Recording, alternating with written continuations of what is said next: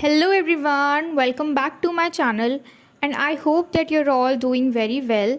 So today in this video we'll be discussing chapter number 2, that is Deliverance, written by Munshi Premchand. So as you all know, unit 1 has 4 chapters in it and here we are going to discuss chapter number 2. And if about chapter number 1 we have already discussed in previous video, you can watch on my YouTube channel. So before starting this chapter, the first most important thing that we should know the meaning of the title of this chapter, that is deliverance. कि ये जो word है deliverance, इसका क्या मतलब है. ठीक है, इसका मतलब हम कह सकते हैं एक तरीके से सद्गति यानी मोक्ष प्राप्त करना. इसका मतलब है कि जब किसी की मृत्यु हो जाती है और जीवन काल में जब वो जिंदा था तो उस वक्त उसने जो भी पाप कर्म किए हैं, जो भी पाप किए हैं, जो भी बुरे काम किए हैं, उसकी सज़ा उसको नहीं मिलेगी. वो सब उसके धुल गए, मोक्ष जैसे ही उसको मिला. ठीक है. और पुराने टाइम में, जो बहुत पुराने टाइम में जब ब्राह्मणों का शासन था, ठीक है, जब कास्टिज़म चलता था, ऊंची जाति नीची जाति, तो उस वक्त जो दलित लोग थे उनका मानना ये था कि अगर हम किसी ब्राह्मण के हाथों मरे जाएंगे तो मरने के बाद उन्हें मोक्ष प्राप्त हो जाएगा. तो मृत्यु होने के बाद जो भी मुक्त हो जाते हैं लोग अपने पापों से, जो भी उनके ऊपर बोझ होता है सिर पे, जो भी उनको सज़ा मिलने वाली होती है, वो इन सब चीज़ों से मुक्त हो जाते हैं. तो उसको हम कहते हैं मोक्ष यानी सद्गति और इंग्लिश में डिलीवरेंस. तो यहाँ पे हम मुंशी प्रेमचंद जी के द्वारा एक ऐसी कहानी को जानेंगे जिसके अंदर दलितों के ऊपर बहुत ज़्यादा अत्याचार हुआ है, उनके बहुत ही बुरी दशा है. ठीक है, कि कैसे ब्राह्मणों द्वारा उनका शोषण किया गया. अब यहाँ पे हमने जब पढ़ा कि कोई भी ब्राह्मण के हाथों कोई भी दलित अगर मारा जाए तो उसको मोक्ष की प्राप्ति होगी. अब ऐसा क्यों माना जाता था? क्योंकि पुराने टाइम में, पुराने समय में, ठीक है, जब ब्राह्मण, क्षत्रिय, वैश्य, शूद्र, ये 4 जाति थे. ठीक है, और सबसे ऊंचा इसमें ब्राह्मणों को माना जाता था. अब जो सबसे ऊंचा है उसके पास बहुत ज़्यादा शक्ति है. ठीक है, बहुत ज़्यादा ताकत है, सब में उसी का प्रभुत्व है. तो यानी वो जो भी रूल्स बनाएगा, राइट्स बनाएगा, वो सब अपने अकॉर्डिंग बनाएगा. तो वो अपने आप को देव के समान मानते थे, कहते थे कि उनके जो चरण है वो पूजनीय है और जो भी बाकी लोग हैं वो सब कर देंगे, लेकिन ब्राह्मण जो हैं वो कर नहीं देंगे. और पुराने समय में राजाओं से भी ऊंचा था इनका पद. ठीक है, जो भी ब्राह्मण लोग थे उनका पद राजाओं से भी बहुत ऊंचा था और इनके आगे सरकार की भी नहीं चलती थी. ठीक है, तो हम देख सकते हैं यहाँ पे कि कितना ज़्यादा प्रभुत्व था उनका, कितना ज़्यादा पावर था उनका. तो इसलिए जब भी कोई मारा जाता था दलित, तो उसको कहते थे कि वो मोक्ष प्राप्त कर गया. और वही सेम चीज़ आज हम इस कहानी में जानेंगे कि किस तरीके से एक दलित आदमी जिसका नाम दुखी है, उसकी मौत कैसे हुई और फिर भी उसकी मौत को फिर भी ये कहा गया कि उसको मोक्ष प्राप्त हुआ. ठीक है, तो चलते हैं, हम कहानी को शुरू करते हैं. जैसे कि हमें पता है कि ये जो कहानी है इसको प्रेमचंद जी ने लिखा है, जो कि एक बहुत बड़े लेखक रहे हैं. हिंदी साहित्य में इनका बहुत ही बड़ा योगदान है. ठीक है, स्कूल टाइम में जब हम स्कूल में थे तो हमने कहानी पढ़ी थी 2 बैलों की कथा, ईदगाह. तो ये सारी कहानियाँ इन्होंने ही लिखी हैं. अब इन्होंने ये कहानी तो लिख दी, पर ऐसा नहीं है कि ये कोई मनगढ़ंत कहानी है. ये पूरी कहानी रियलिटी पे बेस्ड है और उन्होंने ये सब अपने टाइम में फेस किया. इसलिए इन्होंने सोचा कि इन समस्याओं का समाधान निकालना बहुत ही ज़रूरी है. तो इसलिए इन्होंने हमें ये कहानी सुनाई, ये कहानी लिखी, ताकि सबको दलितों के बारे में, दलितों के बुरी दशा के बारे में पता चले. तो चलिए अब हम इस चैप्टर की शुरुआत इंट्रोडक्शन से करते हैं. This story deliverance, Sadgati in Hindi, deals with caste relationships with in an agrarian community. अब ये जो स्टोरी है डिलीवरेंस, ये किस तरीके से डील करते हैं कास्ट रिलेशनशिप से, यानी इसके अंदर बहुत ज़्यादा जातिवाद है. ठीक है, जो कि हम आगे जानने वाले हैं कि किस तरीके से दलितों को बिल्कुल ही जानवरों के समान माना जाता था. और इसमें हम ये भी देखेंगे कि कास्ट के साथ साथ जो भी अग्रेरियन है, यानी जो कृषि करते हैं, ठीक है, जो खेती करते हैं, उस कम्युनिटी के बारे में पढ़ेंगे.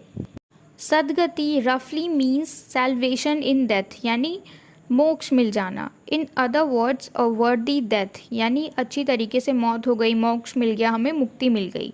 We see the working of caste laws in this story which result in the death of Dukhi the tanner. अब इसमें हम कास्ट लॉज के बारे में अच्छे से जानने वाले हैं और इसमें ये भी देखेंगे कि किस तरीके से दुखी, जो कि हमारा मेन कैरेक्टर है, उसकी डेथ हो जाती है. और ये कौन है? टैनर है. टैनर का मतलब हम कह सकते हैं कि कोई ऐसा इंसान जो डेड बॉडीज़ को ठिकाने लगाए, उनको जलाए या फिर उनको फेंके, ठीक है, डेड बॉडीज़ को उठाने का काम करे, चांडाल जिसको बोलते हैं वो। द टैनर, अब ये कोई भी हो सकता है, ठीक है, एनिमल की डेड बॉडी भी हो सकती है, इंसान की भी हो सकते हैं, यानी it can be corpse and carcasses as well.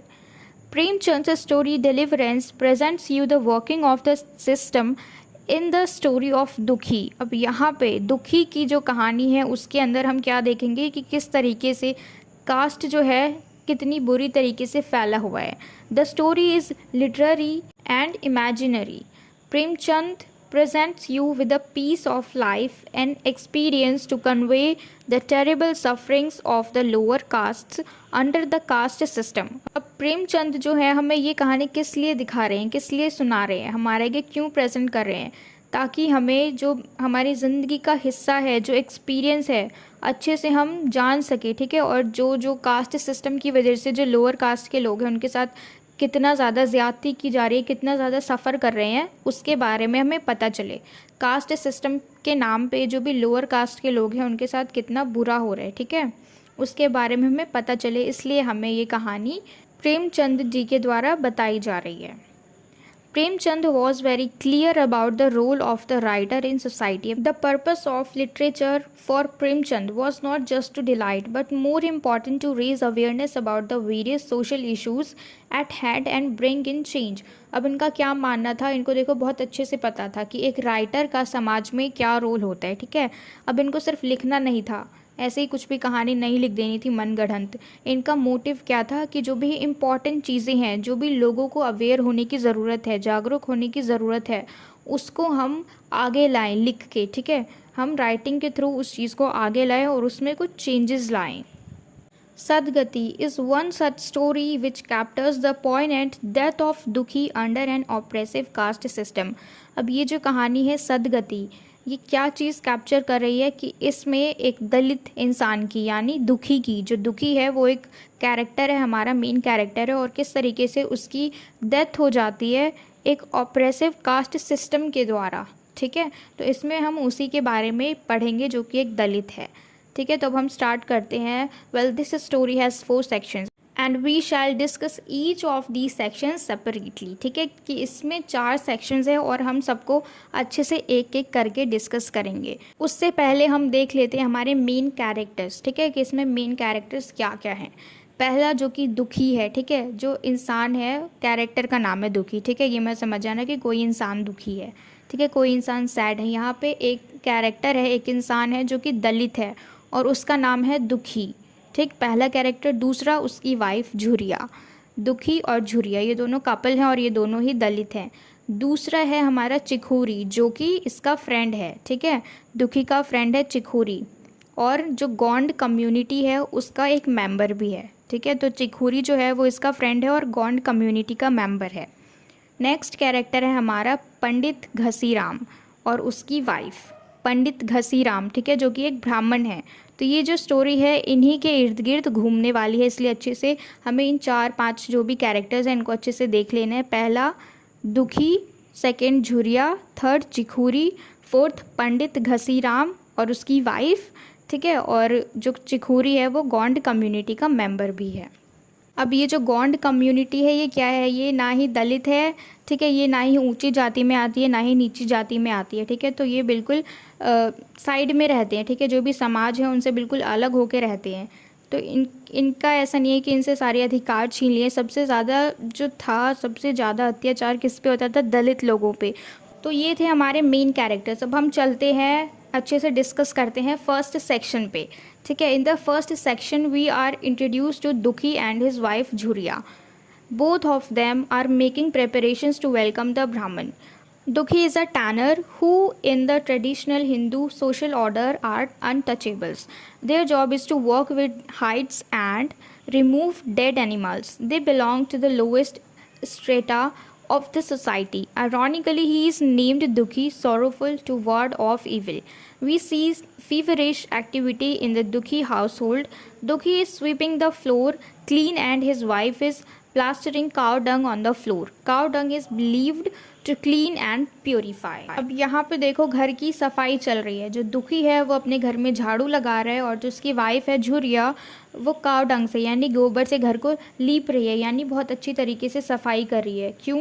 क्योंकि उनके घर में एक ब्राह्मण आने वाला है। ठीक है, अब यहाँ पे जो मेन चीज़ समझनी है वो ये समझनी है कि लोग जो हैं वो गुलाम बनते हैं फिजिकली।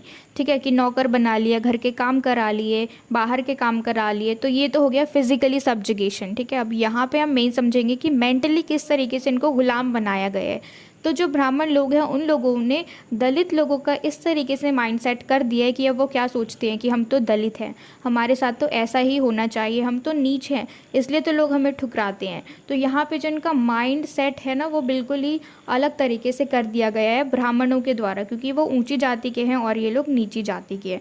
तो इनको ये बताया गया है कि तुमने दलित समुदाय में इसलिए जन्म लिया क्योंकि तुमने पिछले जन्म में कुछ अच्छे कर्म नहीं किए होंगे। तो इस तरीके से जो यहाँ पे मेंटली सब्जुगेशन है वो बहुत ज़्यादा है। फिजिकली तो है ही, लेकिन यहाँ पे मेंटली सब्जुगेशन भी है। तो सब्जुगेशन का मतलब यानी गुलामी। ठीक है, तो उन्होंने फिजिकल रूप से तो इनको गुलाम बना लिया, नौकर बना ही लिया। ठीक है, अब यहाँ पे लेकिन इनको मेंटली भी सब कुछ सेट कर दिया गया है, इनका माइंड सेट भी उसी तरीके से कर दिया गया है। ठीक है, तो ये लोग समझ रहे हैं घर की सफाई क्यों कर रहे हैं, क्योंकि इनके घर में ब्राह्मण आने वाले हैं। ब्राह्मण कौन है? बिल्कुल पूजनीय है। ठीक है, जिनके चरण पूजनीय हैं, जो देव समान हैं, जो सबकी रक्षा करते हैं, जो इस पूरे समाज में सबसे ऊंचे स्तर पे हैं, सबसे ऊंची जाति के हो, और कोई ऐसा इंसान हमारे घर में आने वाला है तो हम तो सफाई करेंगे। ठीक है, तो ऐसा उनका माइंडसेट है, तो वो लोग अपने घर की सफाई करें क्योंकि उनके घर में ब्राह्मण आने वाले हैं। अब ये लोग हैं अनटचेबल्स, यानी दलित लोग हैं, अछूत लोग हैं। अब ये क्या कह रहे हैं कि अगर हम उनको खाना देंगे तो किस में देंगे? ठीक है, क्योंकि हम उस बर्तन में तो दे नहीं सकते जिसमें हम खाते हैं, क्योंकि अगर उसको उस ब्राह्मण ने छू लिया तो वो अछूत हो जाएगा, और जब वो हमारे घर में आएगा तो वो कहाँ बैठेगा? क्योंकि नॉर्मल जो हम यूजुअली यूज़ करते हैं जो खटिया, उस पर हम सोते हैं, और अगर उसी पे हमने उसको बिठा दिया तो फिर तो वो अछूत हो जाएगा। तो इसलिए वो क्या डिसाइड करते हैं कि एक मोहवा का पत्ता लाते हैं, मतलब मोहवा के पत्ते से वो लोग चटाई बनाते हैं। ठीक है, खटिया यूज़ नहीं करते, मोहवा के पत्ते से वो लोग चटाई बनाते हैं। और फिर जब खाने की बारी आती है कि उनको खाना किस में देंगे, भोजन किस में करवाएंगे, तब भी वो पत्ते का ही इस्तेमाल करते हैं, बर्तनों का इस्तेमाल नहीं करते हैं। तो ये सब डिसाइड हो जाता है, and finally he leaves for the pandit's house to invite him with a big bundle of grass as a present. अब फाइनली जब घर की सफाई हो गई, उनके बैठने की व्यवस्था हो गई, उनको खाना खिलाने की व्यवस्था हो गई, तो अब ये क्या कर रहे हैं, ये जो दुखी है ये गया कहाँ पे? पंडित के घर पे गया, पंडित घसीराम के घर पे गया उसको इनवाइट करने के लिए। अब ये जा रहा था तो खाली हाथ जाना तो बनता नहीं है, ऊपर से ये दलित है तो ये खाली हाथ कैसे जाएगा किसी ब्राह्मण के घर में, है ना? तो इसने क्या किया कि ग्रास, बंडल ऑफ ग्रास यानी हरे हरे घास जो थे उसका पूरा एक बंडल लिया और लेके चला गया। उसने सोचा कि अगर जानवर होंगे तो उनके काम आ जाएगी, क्योंकि खाली हाथ जाना तो बनता ही नहीं है। ठीक है, तो इसलिए ये बंडल लेके जाता है, घास का बंडल, उनको इनवाइट करने अपने घर पे। देखो यहाँ पे एक चीज़ बहुत ही अजीब है कि ये जो दुखी है ये दलित है, ये अनटचेबल है, ये अछूत है। ठीक है, अगर ये कोई भी अपनी छुई हुई चीज़ उस ब्राह्मण को देगा तो वो भी अछूत हो जाएगा। तो ये कैसे पॉसिबल है कि ये जो ब्राह्मण है ये इस दलित के घर में आ जाए और ये जो भी चीज़ें देगा, गिफ्ट देगा, जो भी प्रेजेंट्स देगा, वो सारी चीज़ें जो ब्राह्मण है वो एक्सेप्ट कर रहे हैं। ठीक है, अब जो चीज़ इसने छुई है वो अगर वो छू लेगा तो वो अछूत हो जाएगा, लेकिन जो गिफ्ट्स दे रहे हैं वो क्यों एक्सेप्ट कर रहे हैं फिर ब्राह्मण, जब उनको इतना ही है कि वो अनटचेबल्स का सामान, अनटचेबल्स का छुआ हुआ नहीं यूज़ करेंगे, उनके घर में नहीं जाएंगे, उनके बर्तन में नहीं खाएंगे, तो फिर ये उनके दिए हुए गिफ्ट्स को क्यों ले रहे हैं? ठीक है, अब यहाँ पे ये चीज़ दिखाया गया है कि ये जो दुखी है, जो दलित लोग हैं, वो बिल्कुल साइड में रहते हैं सोसाइटी के, क्योंकि वो दलित लोग हैं तो उनको इतना राइट नहीं है कि वो हर जगह जाए। ठीक है, अब ये जो दुखी है ये कुछ नहीं कर सकता। ठीक है, इसको ह्यूमन राइट्स भी नहीं मिले हुए हैं, इसको कुछ ह्यूमन बेसिक राइट्स मिले ही नहीं हुए, तो फिर ये किस तरीके से उस कास्ट सिस्टम में इतना उलझा हुआ है? क्योंकि देखो अब ये इस कास्ट सिस्टम का एक छोटा सा पार्ट है। ठीक है, ये जो दलित लोग हैं, लेकिन ये कुछ कर ही नहीं रहे हैं, इनको कुछ राइट्स ही प्राप्त नहीं है। ये क्या करते हैं, सिर्फ नौकरों की तरह उनके काम करते हैं। उनके काम करने के लिए ही ये उस कास्ट सिस्टम के अंडर कंसिडर किए जाते हैं कि ये दलित लोग हैं तो ये ब्राह्मण के नौकर बन के रहेंगे, ये वो काम करेंगे, ये सारे काम करेंगे इस तरीके से, लेकिन उनके पास खुद तो कुछ राइट्स है ही नहीं। ठीक है, ये सब कुछ क्लियर है, लेकिन यहाँ पे जैसे कि हमें पता है कि इनका जो माइंड सेट है, इनका जो मेंटल सब्जुगेशन है वो भी हो चुका है। तो यहाँ पे इसको भी कोई ज़्यादा फ़र्क नहीं पड़ रहा दुखी को कि क्यों मेरे साथ ऐसा कर रहे हैं लोग, मैं दलित हूँ, जब मुझे कोई राइट्स नहीं मिल रहे तो मुझे बिल्कुल ही अलग कर दे, है ना। अगर दलित है तो उससे काम भी क्यों करवा रहे हैं, लेकिन वो ये सब नहीं सोचता, वो इनके अगेंस्ट नहीं जा रहा है। क्यों? क्योंकि उसका माइंड सेट हो रखा है कि मैं तो दलित हूँ और मेरे साथ ऐसा ही होगा। आगे चलते हैं। The Brahmins were suppose to have come out of the mouth of lord Vishnu, whereas the Shudras came out of his feet. Hence the Shudra were created to serve the Brahmins. The Shudra was not allowed to study the scriptures, hence he had to believe what was told to him by the Brahman. अब देखो यहाँ पे क्या कहा जाता है कि ब्राह्मण जो है वो भगवान विष्णु के मुख से आए हैं, ठीक है। और वहीं दूसरी तरफ जो शूद्र लोग हैं यानी जो दलित लोग हैं वो विष्णु जी के पैरों से आए हैं, फीट से आए हैं। तो इसलिए ये चीज़ प्रूव होती है कि जो शूद्र लोग हैं वो ब्राह्मण लोगों का सेवा करने के लिए ही आए हैं, ठीक है। और यहाँ पे शूद्र लोग जो है उनको बिल्कुल भी अलाउड नहीं है कि वो शास्त्रों को पढ़े, शास्त्रों के अलावा कुछ भी एजुकेशन भी नहीं ले सकते, उनको ये भी राइट्स नहीं दी गए हैं, ठीक है। क्योंकि अगर वो चीज़ पढ़ लेंगे तो यहाँ पे जो ब्राह्मण है फिर ब्राह्मणों की बात कौन मानेगा। इसलिए दलित लोगों को बिल्कुल ही मना किया गया है कि वो स्क्रिप्चर्स ना पढ़े, उनको ये राइट दिया ही नहीं गया है, ताकि जो ब्राह्मण है ब्राह्मण लोग स्क्रिप्चर्स पढ़ रहे हो और फिर उसके अकॉर्डिंग वो लोग उसके ऊपर हुक्म चला रहे हैं, जो भी दलित लोग हैं उनके ऊपर हुक्म चला रहे हैं। अब क्योंकि देखो ये जो ब्राह्मण लोग होते हैं इनका मेन काम क्या होता है, पूजा पाठ करना, है ना। तो ये लोग बहुत ज़्यादा रिलीजियस होते हैं, बहुत ज़्यादा अपने आप को ऊंचा समझते हैं, पवित्र समझते हैं, ठीक है, पूजनीय समझते हैं, देव समझते हैं। तो इसलिए जो इनका जो मतलब स्वभाव जो होता है ना वो बिल्कुल ऐसा हो जाता है कि वो अपने आप को दूर रखते हैं इन दलित लोगों से, ठीक है। तो ये खुद से ही एक गैप बना देते हैं इन दलित लोगों से। तो यहाँ तक था हमारा सेक्शन नंबर 1। अब हम चलते हैं सेक्शन नंबर 2 पे, ठीक है। तो अभी तक जो दुखी था वो कहाँ जा रहा था, पंडित घसीराम के घर। अब यहाँ देखते हैं हम the second section brings us to the house of पंडित घसीराम। अब यहाँ पर हम आ गए हैं पंडित घसीराम के घर पे, ठीक है, दुखी के साथ। Pandit Ghasiram on his return from the temple finds Dukhi at his door. Dukhi immediately prostrates himself on the ground. Dukhi, on being asked, states his purpose for the visit.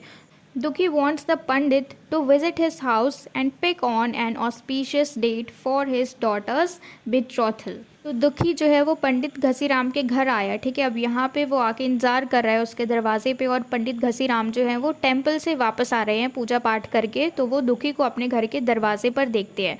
तो जैसे ही दुखी इनको देखते हैं तो ये क्या करते हैं, बिल्कुल ही लेट के प्रणाम करते हैं। हम हाथ जोड़ के प्रणाम करते हैं, लेकिन ये देखो अपने आप को कितना ज़्यादा नीचे समझ रहा है उस ब्राह्मण से, ठीक है। यहाँ पे ब्राह्मण और दलित की बात हो रही है। तो ये जो दलित है कितना ज़्यादा नीचे समझ रहा है अपने आप को उस ब्राह्मण के सामने कि ये बिल्कुल लेट गया उसके चरणों में, उसके पैरों में बिल्कुल ग्राउंड पे लेट गया और उसके बाद उसको प्रणाम कर रहा है, उसको नमस्ते कर रहा है, ठीक है। और दुखी जो है जब उससे पूछा जाता है कि वो क्यों आया है तो वो बता देना चाहता है कि दुखी क्या चाह रहा है कि पंडित जी उसके घर आए और एक अच्छा सा शुभ मुहूर्त निकाले, उसकी बेटी की सगाई के डेट को फिक्स करे, ठीक है। अब यहाँ पे हमें रीज़न पता चल गया कि ये जो दुखी है क्यों जा रहा था इस पंडित घसीराम के घर पे और क्यों उसने इतनी ज़्यादा प्रिपरेशन की, घर की सफाई करी। क्योंकि उस वक्त पुराने समय में ब्राह्मण लोग ही पूजा पाठ करते थे, ये लोग ही शादी की डेट निकालते थे, ठीक है, शुभ मुहूर्त यही डिसाइड करते थे। तो इसलिए ये यहाँ पे आया इनसे ताकि पंडित घसीराम एक शुभ मुहूर्त निकाल दे उसकी बेटी की सगाई के लिए। यानी इतना सब कुछ जो हुआ वो किसके लिए हो रहा है अभी तक, उसकी बेटी के लिए, ठीक है। क्योंकि अगर वो ये सब नहीं करेगा तो उसको पता है अगर पंडित ने ऐसा करने से मना कर दिया तो फिर उसके बेटी की शादी नहीं होगी, क्योंकि जब वो डेट ही नहीं निकालेगा तो किस तरीके से होगी। अब जैसा कि हमने पढ़ा था, ठीक है, यूनिट नंबर 1 के चैप्टर नंबर 1 में जो कि ज्योतिराव फुले ने लिखा था उस चैप्टर को, उसमें क्या था कि ये बहुत ज़्यादा कनिंग है। अब यहाँ पे देखो इसकी कनिंग हम किस तरीके से पकड़ रहे हैं कि ये जो पंडित घसीराम है जैसे इसको लग रहा है कि ये बहुत अच्छा मौका है कि क्यों ना इससे कुछ काम करा लिया जाए, घर का फ्री में कर भी देगा, क्योंकि दलित है तो वो पैसे तो मांगेगा नहीं, उसके अंदर इतनी हिम्मत नहीं है कि वो ब्राह्मण से जाके पैसे मांगे उसके घर में काम करने के। तो ये जो पंडित है ये क्या करता है कि ठीक है जाओ तुम मेरे काम करो, ठीक है। तो ये देखो 3 काम बताते हैं, उसको याद रखना 3 काम।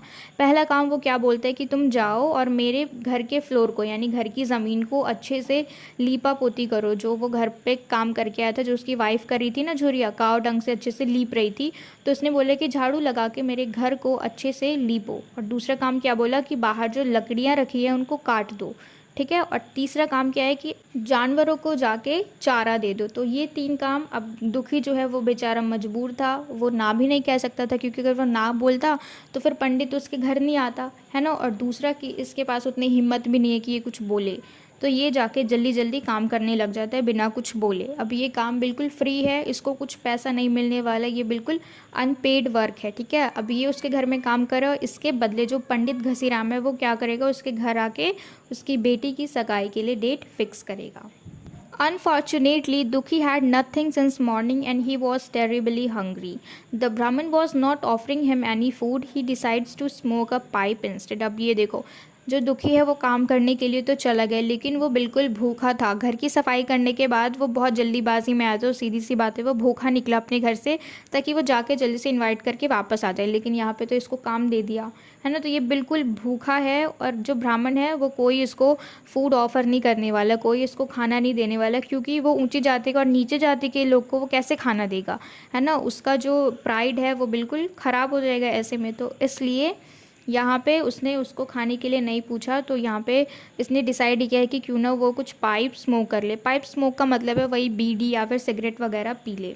तो बीड़ी तो ये लेके आया नहीं है अपने घर से, और इसका घर बहुत दूर है, तो ये कहाँ जाएगा, उसी गौंड कम्युनिटी के पास, किसी एक मेंबर के पास, ठीक है। इनकी मतलब बातचीत होगी, क्योंकि ये लोग दोनों ही दलित है, बस वो जो गौंड कम्युनिटी है वो ज़्यादा दलित नहीं है, ठीक है, इसके सामने, पर फिर भी इनकी बातचीत है। तो ये जाता है उसके पास और वहीं किसी भी मेंबर से लेके आ जाता है। तो यहाँ पे उसको पाइप और टबैको, यानी इसका जो जुगाड़ था स्मोकिंग करने का वो हो गया, ठीक है। लेकिन अब इसके पास जलाने के लिए नहीं है कि ये बीड़ी को जलाएगा कैसे।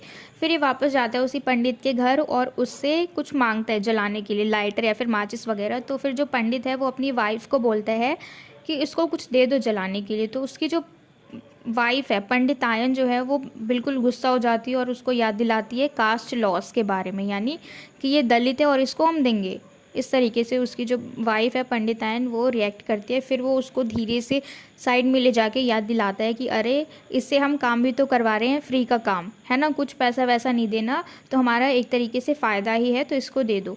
तो पंडितायन पहले तो चिल्लाती है उसको देख के, ठीक है, और फिर गुस्सा भी करती है कि कैसे हमारे घर के अंदर चला आया, ठीक है। तो फिर भी लेकिन वो क्या करती है, उसको थोड़ा सा लगता है कि चलो दे देते हैं, तो वो एक कोयला उसको बाहर फेंक के देती है, ठीक है, कोयले का टुकड़ा, क्योंकि खाना बन ही रहा होता है, ठीक है, सुबह का वक्त है।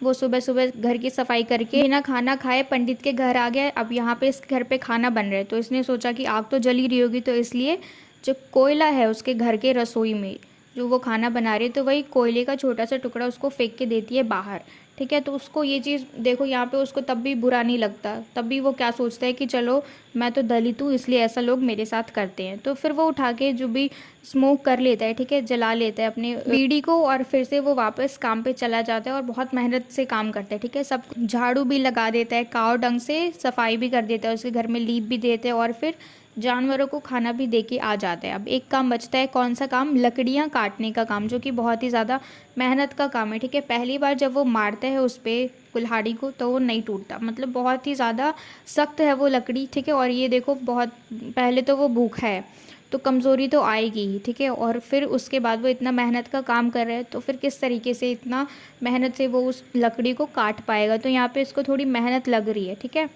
तो ये सब देख के जो पंडितायन है उसके दिमाग में एक बार ख्याल आता है कि उसको चलो पूछ लेती है, लेकिन फिर वही बात आ जाती है कास्ट की कि इसको खिला के भी क्या फ़ायदा, दलित है ये, ठीक है। तो ये सोच के जो उसकी वाइफ है वो छोड़ देती है, और फिर जो दुखी है वो बेचारा बिना कुछ खाए पिए अपना काम करते रहता है।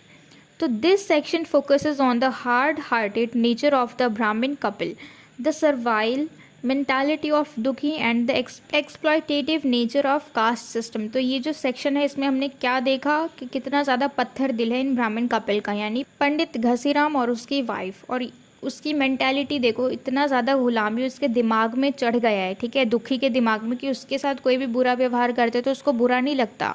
वो क्या सोचता है कि मैं तो दलित हूँ, मेरे साथ तो यही होगा, वैसे देखो यहाँ पे अगर देखा जाए तो दुखी जो है इसके लिए ये जो रिचुअल्स है इनका कोई मायने नहीं है, ठीक है। ये जो रस्म है जो ये करवा रहा है, ये तो अपनी बेटे की शादी वैसे भी करवा दे क्योंकि ये तो दलित है, इनकी तो कोई वैल्यू ही नहीं है पूरे समाज में।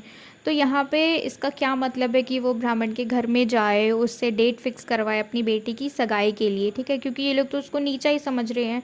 तो ऐसा करने की क्या ज़रूरत है, ठीक है। लेकिन जो इसका माइंड है, किस तरीके से उसकी मेंटालिटी देखो, कितना ज़्यादा सब्जुगेशन हो चुका है उसके दिमाग में कि वो सोचता है कि एक साइड, एक छोटी सी नज़र किसी भी ब्राह्मण की पड़ी अगर उसके ऊपर, तब भी वो मोक्ष को प्राप्त कर जाएगा, ठीक है। कितना ज़्यादा यहाँ पे देखो सब्जुगेशन दिखा रखा है, मेंटल सब्जुगेशन, कि कैसे जो ब्राह्मण है वो इतना ऊंचा है और ये खुद इतना नीचे है। आगे देखते हैं। Tired and hungry, Dukhi keeps working but the pandit does not have the decency to offer him any refreshment. Moreover, his attitude towards Dukhi is inhuman. Dukhi hears the conversation between the Pandit and his wife, where the wife chides the Pandit for allowing a tanner inside the house. But instead of hurt or anger, we see him in agreement with the Panditayan's argument. He has no respect for himself. He reasons that the Brahmins are clean and holy, and consequently all unclean and impure people, including himself, must worship and respect the Brahmins. अब यहाँ देखो, जो इतना ज़्यादा थका हुआ है, भूखा है दुखी, लगातार ये काम करते जा रहा है और उसी के सामने कौन खड़ा है, पंडित, वो सब देख रहे हैं, ठीक है ना। पर लेकिन उसमें इतनी भी वो नहीं है कि मतलब उसको पूछ ले, उस बेचारे इंसान को कुछ खाने के लिए पूछ ले, कुछ दे दे, लेकिन ऐसा कुछ भी नहीं है। बल्कि वो उसके पास इतना इनह्यूमन, यानी इतना बुरी तरीके से व्यवहार कर रहा है, उसको डांट रहा है कि जल्दी करो, तुमसे इतना सा काम नहीं हो रहा है, कैसे कर रहे हो, ठीक है। तो वो ये सब बोल रहे हैं उसके साथ में खड़े होके, ठीक। और फिर थोड़ी देर बाद जो उसकी वाइफ है, उसकी वाइफ उसको डांटने लग जाती है कि किसी टैनर को कैसे उसने अपने घर में आने दिया।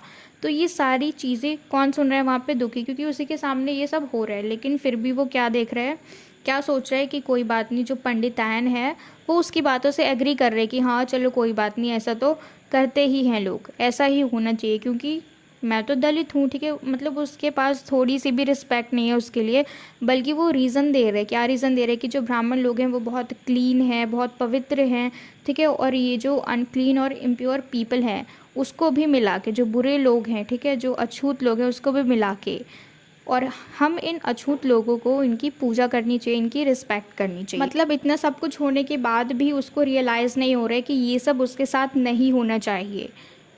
तो आगे चलते हैं। अब हमारा थर्ड सेक्शन शुरू हो गया, ठीक है। तो he sets about the job of splitting the wood after smoking the pipe. In the meanwhile, the Gond visits him and tells him of the futility of his efforts. The Gond is sympathetic to Dukhi and inquires if Dukhi has had anything to eat. अब देखो यहाँ पे क्या है, दुखी जो है बहुत ज़्यादा थक गया है, लेकिन इसका एक काम अभी भी बचा हुआ है। कौन सा काम, लकड़ी काटने का। तो वो सोचता है कि स्मोक करने के बाद फिर से वो लकड़ी काटने लग जाएगा, और तभी उसके पास गोंड कम्युनिटी का एक इंसान आता है उसके पास और उसको बोलते हैं कि ये सब तुम क्या कर रहे हो, एक ब्राह्मण के घर में बिना पैसे के काम कर रहे हो, ये सब कुछ एफर्टलेस है, ठीक है, फ्यूटिलिटी यानी बिल्कुल बेकार है, कोई मतलब नहीं है इसका, ठीक है। ये जो गॉन्ड है थोड़ा सिंपैथेटिक है दुखी को लेके, और उससे पूछता भी है कि उसने कुछ खाया या नहीं खाया। और इतना सब कुछ होने के बाद फिर जो गॉन्ड है वो उसकी हेल्प करने लगा उस लकड़ी को काटने में। फिर थोड़ी देर बाद उसने उसको एडवाइस किया कि तुम ये क्या काम कर रहे हो, जो कि बिल्कुल अनपेड वर्क है, तुम्हें ना पैसा मिलेगा ये करने का, तो तुम छोड़ दो, उसको मना कर दो ब्राह्मण को। तो फिर ये सब सुनने के बाद एक बार के लिए जो दुखी है उसके दिमाग में आता है कि हाँ चलो छोड़ देता हूँ, लेकिन फिर उसके अंदर इतनी हिम्मत नहीं है कि वो मना कर दे, और मना करने का जो अंजाम है उसको भुगतना पड़ेगा। क्या कि जो पंडित है उसकी बेटी की सगाई के लिए डेट नहीं निकालेगा। तो फिर से वो काम करना शुरू कर देता है। क्या करता है, फिर जो भी चारा होता है वो दोबारा से जानवर को देने चला जाता है, ठीक है। And tired, hungry and exhausted he falls asleep. और फिर बहुत ज़्यादा थक जाने के बाद वो क्या करता है, सो जाता है। The pandit after a nice snap comes out and finds Dukhi asleep. Instead of being thankful for the service rendered by दुखी, he starts belittling him and his caste। यहाँ देखो जो दुखी है वो बिल्कुल ही थका हुआ था, दोपहर का वक्त है तो उसको नींद आ गई और वो सो गया। और उसी दूसरी तरफ बिल्कुल अच्छी सी नींद लेके पंडित आया वहाँ पे, उसकी नींद बहुत अच्छी थी, ठीक है, नाइस नैप, अच्छे से सो के उठ के आया। फिर उसकी नज़र पड़ती है दुखी के ऊपर कि वो सो रहा होता है, तो उसके हम कहते हैं ना कि ग्रैटिट्यूड शो करना चाहिए कि कोई हमारे लिए कुछ अच्छा कर रहा है। तो यहाँ पे थैंकफुल होने के बजाय वो क्या कर देता है, उसको डांटना शुरू कर देता है, उसको उसकी कास्ट को लेके कि वो नीचा है, ठीक है, नीची जाति का है, दलित है, मतलब उसकी बेइज्जती करने लग जाता है, गुस्सा करने लग जाता है, उसके ऊपर चिल्लाने लग जाता है कि तुम सोए कैसे। ये सब तो बोलता ही है, उसके साथ साथ वो उसको धमकी भी देने लग जाता है, क्या कि अगर उसने उसका काम नहीं किया तो फिर वो उसकी बेटी की सगाई के लिए डेट फिक्स नहीं करेगा। तो यहाँ पे ये बात सुन के तो जो दुखी है वो बिल्कुल उसकी दुनिया उलट पुलट हो जाती है, क्योंकि जो बाप है और उसकी बेटी उसके साथ ऐसा हो, क्योंकि अगर उसकी शादी नहीं होगी तो पुराने टाइम में तो ऐसा था कि मतलब लड़की को घर में रखना ही नहीं है, तो ऐसे में तो उसकी ज़िंदगी बर्बाद हो जाएगी। तो ये सब सुन के जो दुखी है उसकी तो दुनिया ही उलट पुलट हो गई। तो वो जल्दी से क्या करते हैं, हालांकि देखो वो भूखा है सुबह से ही, ठीक है, उसने कुछ भी नहीं खाया। अब और हम सुबह से ही नहीं खाते हैं तो वैसे ही हमारी तो बेहोशी की हालत हो जाती है। उसके बाद उसने इतना सारा काम किया, इतना ज़्यादा थका हुआ और इतनी ज़्यादा उसकी हिली डुली जो हालत है बिना खाए बिना पिए, उसके बाद उसने इतना सारा काम किया, ठीक है, बेचारा दलित। फिर भी वो उठाता है उस एक्स को, जो हम बोलते हैं ना कुल्हाड़ी, उसको उठाता है बहुत बेहोशी की हालत में, मतलब बहुत ही कमज़ोर फील कर रहा है, वो बहुत ही ज़्यादा वीक फील कर रहा है। पर उसकी बेटी के लिए ऐसा सुन के वो क्या करता है, फिर भी हिम्मत जुटा के जाता है उस लकड़ी के पास। हालांकि वो लकड़ी बहुत ज़्यादा सख्त है, ठीक है, एक दो बार मारने पे नहीं टूटेगी, लेकिन फिर भी उसके अंदर ये हिम्मत आई, उसने बहुत ज़ोर से उस कुल्हाड़ी को उठाया और उस लकड़ी पे मारा। अब क्या हुआ, यहाँ पे ये जो लकड़ी है ये एक बार मारने पे ही दो टुकड़े में कट गई, ठीक है, लेकिन इसके साथ साथ जो दुखी है वो ज़मीन पे लेटा और फिर लेटा ही रह गया, वो नहीं उठा, मतलब ही इज़ डेड नाउ, मतलब वो बिल्कुल उसकी अब मृत्यु हो चुकी है। ठीक, नेक्स्ट हम देखते हैं द डेथ ऑफ दुखी complicates the story a little. दुखी डाइज इन ब्राह्मण village, save the Gond, removing the body of the tenor becomes a problem. अब यहाँ पे ये जो स्टोरी है, इसने यहाँ पे दुखी की मौत ने इसको और ज़्यादा कॉम्प्लिकेटेड बना दिया। यानी कि किसी ब्राह्मण के घर में, इतने बड़े पूजनीय इंसान के घर में किसी दलित का मर जाना, ठीक है, किसी नीच इंसान का मर जाना, किसी चांडाल का मर जाना जो डेड बॉडीज़ को इधर उधर उठाने या फिर गाड़ने या फिर जलाने की काम करते हैं, तो ऐसे इंसान की मृत्यु हो गई किसी पूजनीय ब्राह्मण के घर में। तो ये बहुत ही ज़्यादा कॉम्प्लिकेटेड मामला सामने आ गया। तो अब जो गौंड है ये क्या बोलते हैं, देखो जो गौंड लोग हैं इनके ऊपर इतना ज़्यादा मेंटल सब्जुगेशन नहीं है, ठीक है, फिजिकली तो चलो इनको गुलाम बना लेते हैं ये ब्राह्मण लोग, लेकिन इनका दिमाग खुला हुआ है कि मेंटली नहीं जाना है, ठीक है, ये विरोध कर रहे हैं एक तरफ से, लेकिन जिस तरीके से दुखी की हालत थी कि मेंटली भी वो सब्जुगेटेड हो चुका था, मेंटली भी वो उनका गुलाम बन चुका था।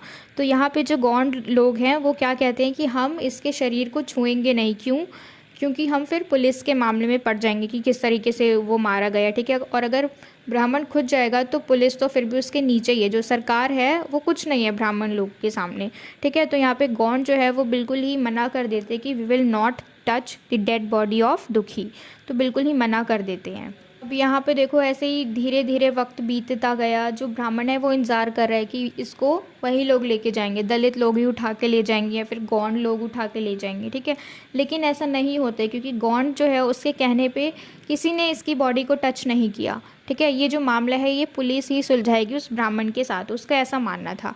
लेकिन क्या हुआ ना, शाम तक पुलिस आई, कुछ भी नहीं हुआ, ठीक है, बल्कि जो जो भी दलित लोग थे, जो भी टैनर समुदाय के लोग थे, वो सारी उनकी वाइफ, मतलब उसकी वाइफ जो दुखी थी उसकी वाइफ और बाकी जो लेडीज़ थी उसके घर पे जाके वो लोग मौन करने लगे, ठीक है, यानी रोने लगे, बहुत ही ज़्यादा दुखी वातावरण हो गया। अब यहाँ पे जो चिखोरी है वो कहता है कि मैंने तो इसको पहले ही मना किया था इसकी लकड़ियाँ काटने को, ठीक है, चिखोरी कौन, उसी गौंड कम्युनिटी का एक आदमी और दुखी का फ्रेंड, तो उसने मना किया था ये सब करने को, ठीक है। तो यहाँ पे मतलब कोई भी उसकी बॉडी को हाथ नहीं लगा रहा, ऐसा नहीं कि वो नीची जाति के, ऐसा नहीं है कि वो दलित है, ताकि इसलिए कि अगर पुलिस आएगी तो ब्राह्मण से पूछताछ करेगी, ठीक है, क्योंकि अगर पहले ही इन लोगों ने ही इसको उसकी बॉडी को उठा के रख दिया फिर पुलिस भी आएगी तो कुछ नहीं होगा, क्यों, क्योंकि बात तो ख़त्म हो गई, मामला तो ख़त्म हो गया, डेड बॉडी अपनी जगह पहुँच गई, तो पुलिस क्यों आएगी, है ना। तो इसलिए इन लोगों ने हाथ नहीं लगाया, ताकि अगर पुलिस आएगी तो सारी बात किसके ऊपर जाएगी, ब्राह्मण के ऊपर। लेकिन पुलिस नहीं आती है। Even Dukhi's death does not move the Brahman. It is only an irritant for him. The Gond tries to fan a revolt by asking the tanner to refrain from touching the body. Dukhi's corpse lies in front of Pandit Ghasiram's house in a state which is worse than a dead animal. अब यहाँ पे देखो, अब ऐसा एक होता है ना कि इंसानियत की, बेचारा मर गया, हमारे घर फ्री में काम कर रहा था, ऐसा कुछ भी नहीं हुआ उस ब्राह्मण को, उसके घर के अंदर ही वो मरा, ठीक है, उसकी मृत्यु वहीं हुई, लेकिन फिर भी उसको कोई फ़र्क नहीं पड़ रहा है, ठीक है, बल्कि ये परेशान हो रहा है, चिड़चिड़ा सा हो रहा है उसको देख के, उसकी डेड बॉडी को देख के, ठीक है।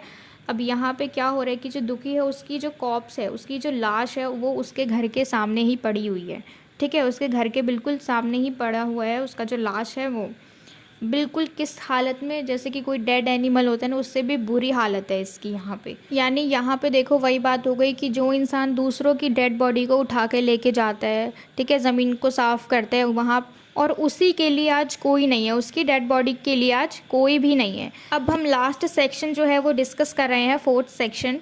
दुखी's corpse lies in front of the Brahman's house as no one would touch it. The tanner women keep up their weeping and lamentations late into the night.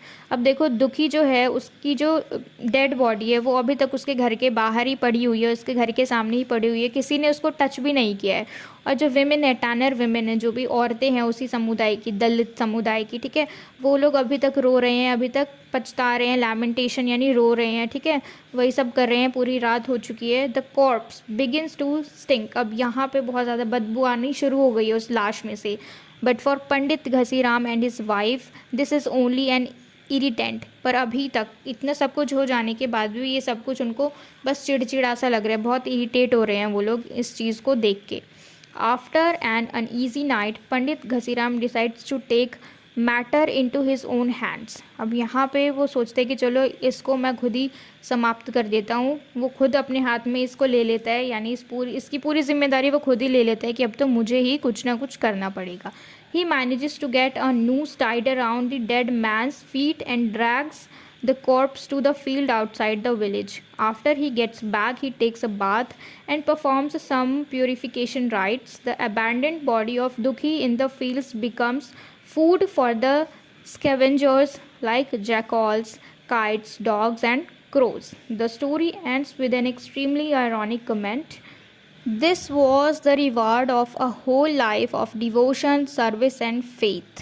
अब देखो इस पूरे मामले को इस पंडित ने कैसे सुलझाया। बोल रहा था ना कि इसको खुद ही अपने हाथों से इस सबको मैनेज करना पड़ेगा, तो ये क्या करता है, एक फंदा यानी एक रस्सी को उस डेड इंसान, उस दुखी के पैरों में बांधता है, उसको घसीटता हुआ, उसकी डेड बॉडी को घसीटता हुआ वो खेतों में लेके जाता है, विलेज के बाहर, वहाँ रख देता है, ठीक है। उसके बाद जब वो वापस आता है तो वो आया, फिर वो नहाया धोआया और फिर कुछ रस्में कर ली उसने, ताकि उसके ऊपर जो पाप था वो हट गया, ठीक है। अब ये जो दुखी की डेड बॉडी है वो खाना बन गई स्कैवेंजर्स के लिए, ठीक है, जो भी जंगली जानवर है बाहर जंगल में उसके लिए खाना बन गया, क्योंकि इसने क्या करा, उसकी डेड बॉडी के उसके पैरों में फंदा बांध के उसको बाहर छोड़ ही आया। तो उसको ना ही जलाया ना ही दफनाया, ऐसे ही खुले में छोड़ा है, तो ये क्रो या फिर डॉग्स, काइट्स, ये सब उसको खा लेंगे, ठीक है। और लास्ट में ये स्टोरी एंड होती है एक कमेंट के साथ, this was the reward of a whole life of devotion, service and faith. कि यही रिवार्ड मिला उसको पूरी ज़िंदगी में, जो उसने डिवोशन किया, अपनी पूरी ज़िंदगी उसने उनके कदमों में बिछा दी, उनकी सेवा करी, उनके ऊपर इतना विश्वास किया, ठीक है, मेंटल सब्जुगेशन जो था कि मेरे साथ तो ऐसा ही होना चाहिए। इन सब का रिवार्ड देखो उसको किस तरीके से मिला, कि उसकी मौत कैसे हुई, एक जानवर से भी बेकार मौत मारा गया वो। और फिर भी जो दलित लोग हैं वो क्या कहेंगे इसको, मोक्ष यानी डिलीवरेंस, ठीक है, कि अब उनको सबसे मुक्ति मिल गई, जो भी परेशानी थी, जो भी उन्होंने पाप कर्म किए हैं उसकी सज़ा अब नहीं मिलेगी, उनको मोक्ष मिल गया, उनको मुक्ति मिल गई। दुखी literally dies a dog's death. There is a jarring contrast between the weeping and the insensitive, callous attitude of Pandit Ghasiram and his wife. It is difficult to miss the profound irony of the ending. What Dukhi could not achieve in life, he manages to do that in his death. Pandit Ghasiram, who considered the touch of Dukhi polluting, is forced to drag the dead body of Dukhi himself. This subversion was possible, of course, due to the effort of Chikhuri, the Gond, but the prize was a dog's death for Dukhi, left in the field to be devoured by scavengers. अब दुखी जो है वो बिल्कुल कुत्ते की मौत मारा गया, ठीक है। और यहाँ पे बहुत ज़्यादा डिफरेंस है कि कोई इंसान इतना ज़्यादा रो रहा है और कोई इंसान इतना ज़्यादा कठोर है। For example attitude of Pandit Ghasiram and his wife, बहुत ज़्यादा अंतर है इसमें कि एक इंसान इतना रो रहा है और दूसरा बिल्कुल इतना कठोर बन के खड़ा हुआ है, ठीक है। तो ये बहुत ही ज़्यादा डिफ़िकल्ट है कि हम इस एंडिंग को, इस आयरनी एंडिंग को मिस करें। कौन सी आयरनी? अब देखो यहाँ पे जो पंडित लोग हैं वो दलित लोगों को छूना भी पाप मानते हैं, ठीक है, क्योंकि ये लोग अनटचेबल्स हैं, दलित हैं, नीच हैं, तो ये उनको छूना भी पाप मानते हैं। तो जो चीज़, जो काम दुखी ने ज़िंदा रहते हुए नहीं किया, यानी कभी भी जब तक वो ज़िंदा था तब तक किसी ब्राह्मण ने उसको नहीं छुआ, लेकिन वो काम इसने मरने पे कर दिया। क्यों? क्योंकि जब वो मरा तो उसको किसी ने नहीं छुआ, लेकिन इस पंडित ने छुआ ताकि वो फंस ना जाए, ठीक है। पंडित ने छुआ, उसको बांधा, फिर उसको लेके गया जंगल में, ठीक है। तो इस तरीके से जो काम दुखी ज़िंदा रहते हुए नहीं कर पाया, लेकिन उसने मरने के बाद कर दिया। और ऐसा पॉसिबल किसकी वजह से हो पाया? चिखूरी और गोंड कम्युनिटी के लोगों की वजह से, ठीक है, क्योंकि उन्होंने ही मना किया था किसी भी टैनर को, किसी भी इंसान को, कोई भी दलित जो भी है वो टच नहीं करेगा दुखी की बॉडी को, ठीक है।